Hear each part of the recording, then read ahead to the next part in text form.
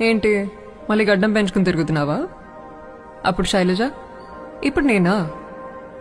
శివ, నాకెందుకో కరెక్ట్ టైంలోనే వెళ్ళిపోతున్నా అనిపిస్తుంది. ఇప్పుడు నాకు సంతోషం కన్నా ప్రశాంతత అవసరం. అది నువ్వు నాకు ఇచ్చావు. ఇక నువ్వు ఆలోచించాల్సింది నీ లైఫ్ గురించి. నువ్వు తీసుకునే ప్రతి స్టెప్ కేర్ఫుల్గా వే. మళ్ళీ టెర్రస్ మీద ఒంటరిగా కూర్చుని ఏడుస్తావో ఏమో. చాలు, చాలా ఏడ్ చేసావు. ఇంకంత హ్యాపీనెస్.